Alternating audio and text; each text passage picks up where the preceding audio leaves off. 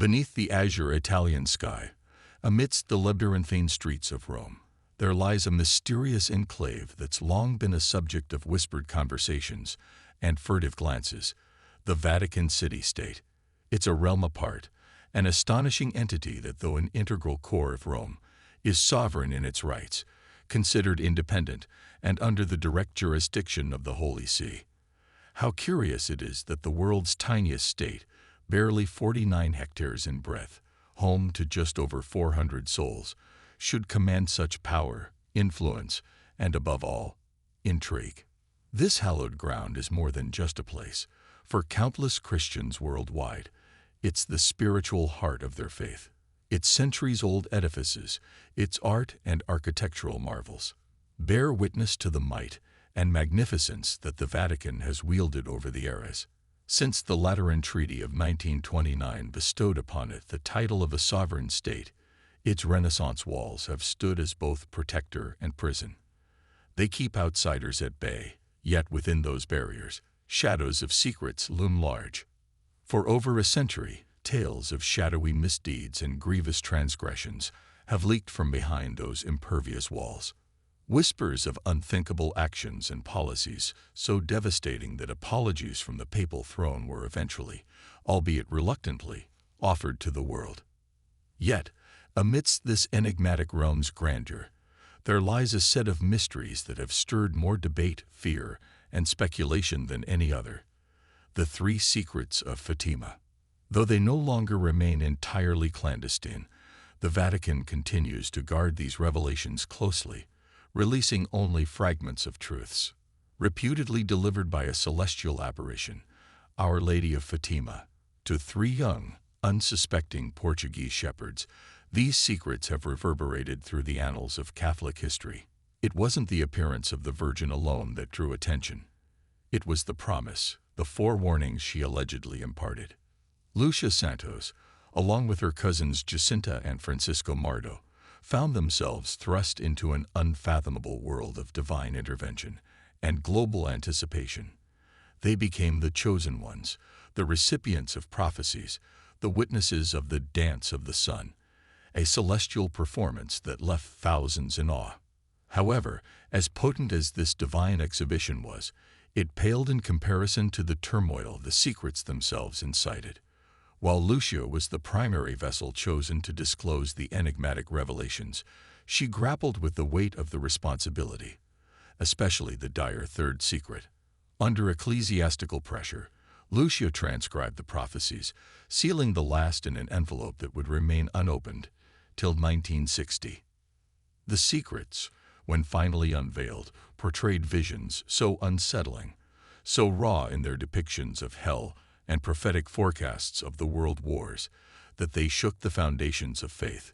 The third secret, disclosed only in the year 2000, depicted an assassination attempt on a pope, a journey paved with martyrs, and ethereal guardians gathering the blood of the fallen. Was this a mere allegorical account of historical events, or was there a deeper, still concealed meaning? Yet, as profound as the Fatima revelations were, there existed even more tantalizing tales. Rumors persisted of the Vatican's centuries-old archives, which were inexplicably sealed by Pope Paul V in the 17th century. Were they guarding against a potential theological earthquake? For within these archives, it's alleged, lie records of encounters not of this earth, extraterrestrial visitations chronicled meticulously by the Church. And while evidence is scant, whispers persist that a select few, like Russian professor Jenry Ludwig, have glimpsed these cosmic chronicles. With every revelation, with every clandestine chronicle, the Vatican remains an enigma. What else remains shrouded in its vaulted chambers and catacombs? Only time, or perhaps divine intervention, will tell. Ludwig stumbled upon several ancient manuscripts that took him by surprise. They detailed discussions about how extraterrestrial beings had profoundly impacted most of the ancient civilizations. From the Great Pyramids of Egypt to the mysterious temples of the Mayans, it seemed every culture had had some sort of interaction with beings from beyond our planet. Moreover, Ludwig believed he found evidence of weapons used in antiquity, which bore a startling resemblance to today's nuclear armaments. There was even a mention of how the walls of the ancient city of Babylon were allegedly melted down by a weapon that produced extreme heat. These are indeed audacious claims. Without tangible evidence to present, though, there remains a shroud of uncertainty around these revelations. The third notable instance is the Cadaver Synod, a bizarre and gruesome chapter in the annals of Vatican history. In a display of unprecedented audacity, Pope Stephen VI ordered the exhumation of his predecessor, Pope Formosus, to put his decayed corpse on trial. Taking place in January of 897 in the hallowed halls of the Basilica of St. John Lateran in Rome, the trial saw the cadaver of Formosus accused of various canonical crimes. This event, however, was not solely about the alleged misdeeds of the late pope. The undercurrent of political instability, which saw the installation and removal of nearly 24 popes from 872 to 966, provided the turbulent backdrop against which this grotesque theater played out. After a mock trial, Formosus' corpse was found guilty. The indignities heaped upon the dead pope did not stop there. His papal robes were stripped off, 3 fingers from his blessing hand were severed, and his remains were thrown into the Tiber River, only to be later recovered and venerated. Next, the Vatican was embroiled in yet another scandal termed WikiLeaks. Similar to the WikiLeaks exposure, WikiLeaks came to light in 2012, revealing internal documents that pointed towards rampant corruption within the walls of the Holy See. A television show called The Untouchables started the wave, which soon swelled into a tidal force with the publication of the book titled His Holiness, The Secret Papers of Benedict XVI. This work shed light on various controversial internal matters of the Vatican, from financial irregularities to allegations of bribery for audiences with the Pope. The leaks even suggested a looming threat to Pope Benedict's life. 2 aides within the Vatican were eventually found guilty of being the source of these leaks, though they were later pardoned. The fifth intriguing revelation centers on the Vatican's continued endorsement of exorcism. Despite being in an era dominated by scientific understanding and medical explanations, exorcism still finds a place within the Catholic Church's rituals. Father Gabriel Amorth, once the Vatican's chief exorcist, claimed to have performed an astonishing 130,000 exorcisms throughout his career. Contrary to the popular belief that the act of casting out demons was an ancient practice, the Vatican organized an exorcism school in 2018, drawing 250 priests worldwide. There's a growing sentiment within the Church that cases of demonic possession are on the rise, with even Pope Francis suggesting people consult an exorcist for genuine spiritual disturbances. This practice, while steeped in tradition and faith, has been a topic of debate, with critics labeling it as sensationalistic and at times even abusive. Yet the rituals continue, backed by centuries of tradition and the unwavering belief of the devout. Ludwig's discoveries about alien contact were indeed perplexing. But as intriguing as these finds were, other tales from the Vatican's history held equal, if not more, intrigue. Even within the last decade, Father Amorth recounted a tale of Pope John Paul I attempting to exorcise a demon from a woman. This unfortunate soul had been brought to him in St. Peter's Square, manifesting her possession through violent contortions, piercing screams, and frothy salivation. Yet, despite the Pope's earnest attempts, the demon clung to her with tenacity. When Father Amorth later encountered this woman, she exhibited the chilling ability to scale walls in a manner reminiscent of the comic book hero, Spider-Man. The renowned exorcist had then taken upon himself to complete the exorcism that John Paul I had begun. There have also been whispers suggesting that Pope Francis himself publicly performed an exorcism on a man confined to a wheelchair in 2013. While the scientific community, particularly psychiatrists and psychologists, often dismiss such incidents, the Vatican remains steadfast in its belief in the reality of demonic possessions and the necessity of exorcisms. They intend to uphold this sacred ritual for the foreseeable future. Further delving into the Vatican's mysteries brings us to the curious case of the Apocrypha books. In 1684, the Vatican made the controversial decision to exclude 14 books from the Bible. Their rationale was quite ambiguous, merely stating that while these books had instructional value, they weren't canonical. When the Bible was initially translated from Latin to English in 1611, it boasted 80 books. Today's common version contains only 66. The excised texts are now referred to as the Apocrypha, which translates to hidden. Among these are titles like Ezra's, Tobit, Judith, Wisdom of Solomon, Songs of the Three Holy Children, Bel and the Dragon, Maccabees, and Prayer for Manasseh. Interestingly, before these books were omitted, Jesus was spelled as Jesus. The Church later altered both the spelling and pronunciation to the now familiar Jesus, originally pronounced Yahushua. Speculation abounds regarding the reasons behind these books' exclusion, with some arguing they conflicted with the Roman Catholic Church's narrative, while others believe they simply made the Bible unduly lengthy and intricate. While these theories are mere speculations, it's worth noting that some Christian denominations still incorporate parts or even entire texts from these books into their versions of the Old Testament. In another contentious debate, there have been rumors suggesting that Jesus Christ might have been married to Mary Magdalene, with the pair even having children together.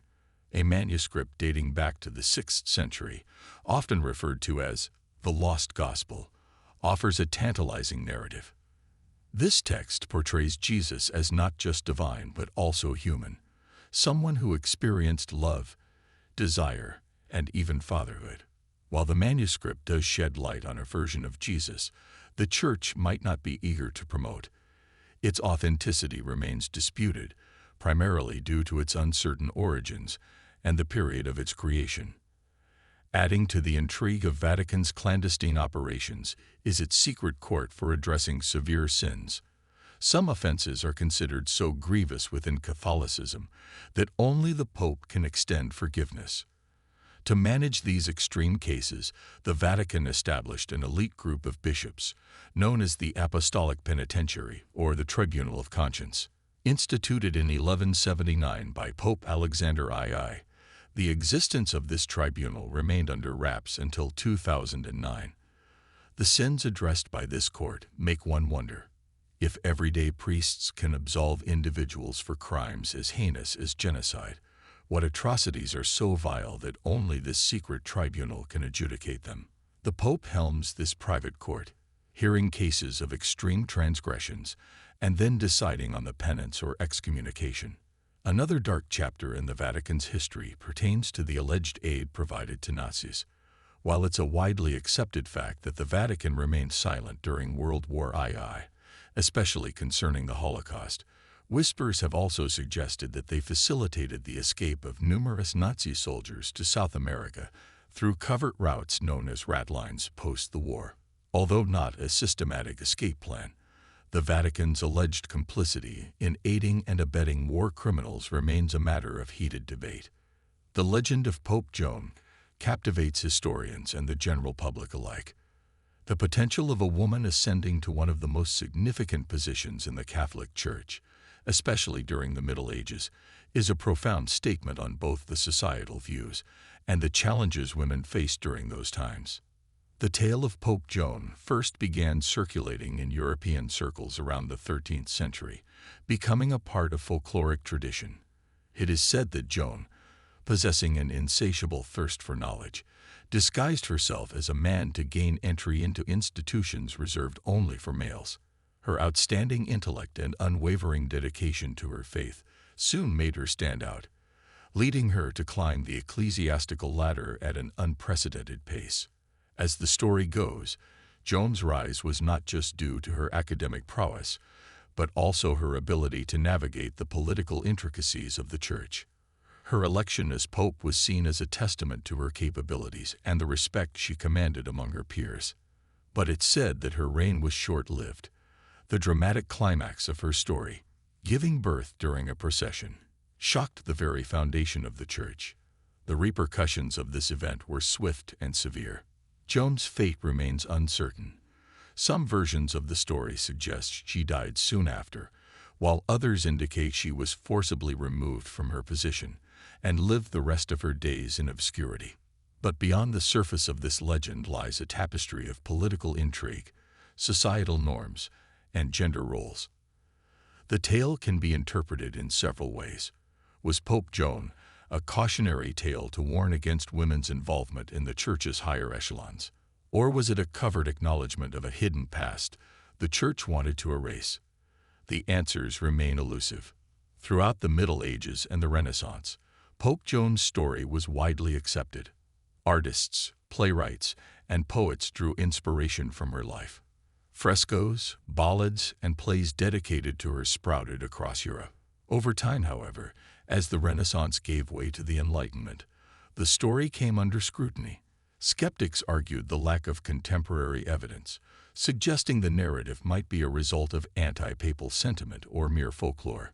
Yet, even in the face of skepticism, the legend persisted, illustrating the power of oral tradition and the human penchant for tales of the underdog. Pope Joan's alleged existence wasn't just about a woman becoming pope. It was about challenging the status quo, confronting societal norms, and pushing boundaries. The Church's stance on Pope Joan has also evolved. Initially brushed off and denied, later some within the Vatican acknowledged the possibility of her existence, albeit placing her story in a realm of uncertainty. The legend of Pope Joan also poses broader questions about historical records.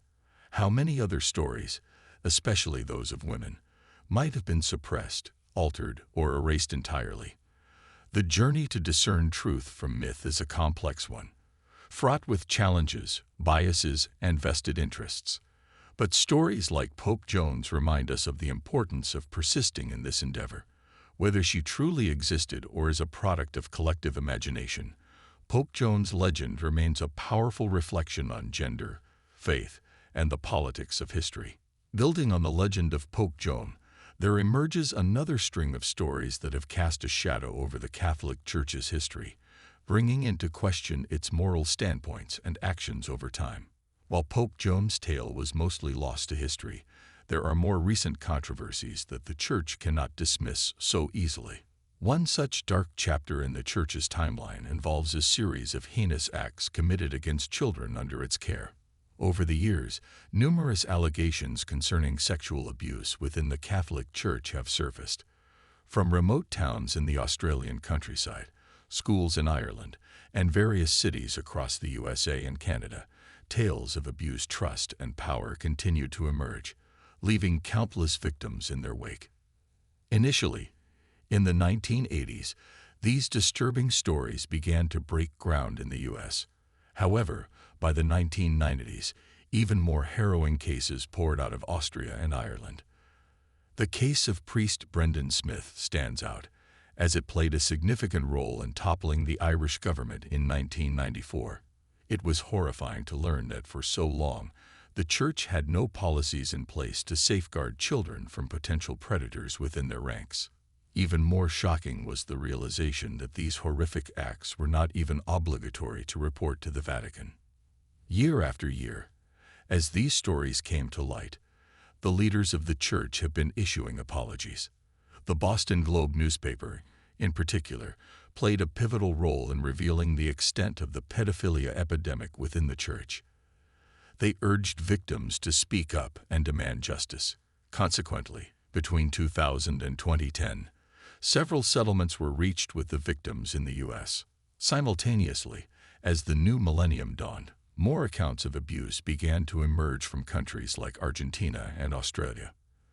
The very fabric of the Church was shaken when, in 1995, the Archbishop of Vienna had to step down amidst a cloud of sexual abuse allegations.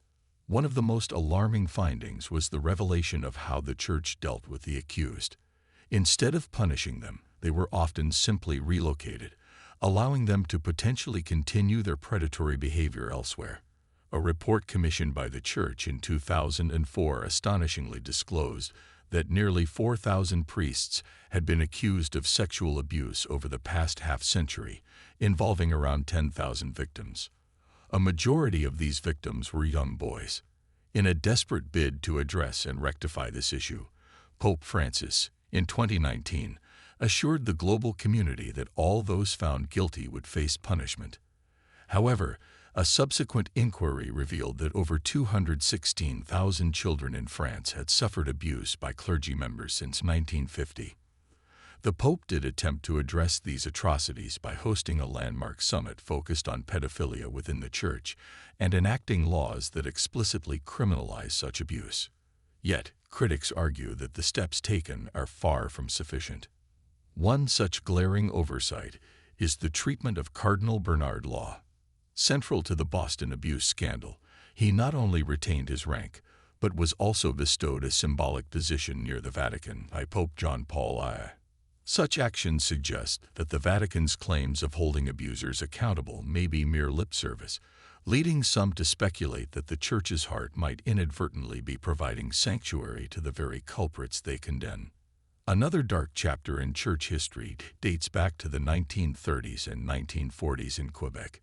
It was during this time that Premier Maurice Duplessis, with the backing of the Catholic Church, initiated what would later be remembered as the Great Darkness. Duplessis's reign, spanning from 1936 to 1959, is marred by a web of controversies, most notably the heart-wrenching tale of the Duplessis orphans. In an era when social services in Quebec were limited, with the Roman Catholic Church being the primary provider, Duplessis saw an opportunity. Capitalizing on this power dynamic, he and the Church targeted the society's most vulnerable, unwed mothers and orphans. Urged by maternity homes and the Church, countless mothers, often under duress, entrusted their children to orphanages, unwittingly subjecting them to a fate they could never have imagined. The Duplessis orphans' ordeal stands as a testament to the harrowing lengths institutions, backed by political powers, could go to for materialistic gains. Children born out of wedlock, already vulnerable and stigmatized, became the prime targets in Quebec's dark saga. Systematically and falsely diagnosed with mental disorders they never had, these children were reclassified for the sole purpose of financial exploitation. While subsidies for regular orphans were a meager 1.25 cents a day, those labeled as mentally ill garnered 2 3/4 cents per day. But it wasn't just the false labels that weighed down on these innocent souls. Many faced horrific, unwarranted treatments like lobotomies and electric shock therapies. Physical, psychological, and sexual abuse were rampant, forever scaring nearly 20,000 young lives caught in this trap. As years passed, these tortured souls found the courage to voice their pain and sought justice. The Duplessis Orphans Committee, a collective force formed by 3,000 victims, applied pressure on the Canadian government. Though a settlement of $25,000 per orphan was reached, it felt inadequate and dismissive. Broken down, it equated to a mere $1,000 for each year of traumatic confinement. The gravest injustice was perhaps the freedom granted to the orchestrators of this malevolent scheme, who never admitted their transgressions. As we delve deeper into the annals of church-related mysteries, the tale of the Grand Grimoire emerges, further intensifying the enigmatic aura surrounding the Vatican. Rumored to be one of the most perilous spellbooks in existence, the Le Grand Grimoire was allegedly penned around 1520 by a dubious individual, Honorius of Thebes. He professed that he was under the influence of Satan during its composition. Predominantly scripted in Biblical Hebrew or Aramaic, this arcane manuscript was reportedly discovered in the tomb of the biblical King Solomon in the mid-18th century. Legend posits that the Grand Grimoire, alternatively known as the Red Dragon, is a potent repository of occult knowledge. It delineates procedures to craft magical amulets, invoke spells to manipulate lotteries, communicate with the ethereal realm, and even interface with demons. Among the myriad mystical incantations, the text allegedly provides guidance to summon Lucifer himself and broker unholy pacts with him. Post its discovery, numerous copies of the Grand Grimoire began to circulate. However, scholars argue that these iterations have either been falsified or deliberately altered, rendering their magical content impotent. perhaps to deter malevolent intentions. Notwithstanding the diluted power of these versions, the Church is believed to safeguard the original manuscript, amplifying the intrigue surrounding its contents. The Vatican, a spiritual nexus for millions worldwide, has increasingly found itself in the crosshairs due to a litany of scandals spanning financial improprieties, child abuse, and even implicit support of genocide. Despite its venerable facade, the transgressions emanating from this sanctuary have eroded its sanctity over the decades. These revelations challenge our perceptions and prompt deeper introspection into the complexities that shroud this iconic institution. What are your thoughts on these shadowy aspects juxtaposed against the Church's revered image? Your perspectives would be invaluable in unraveling this intricate tapestry of faith and fallibility.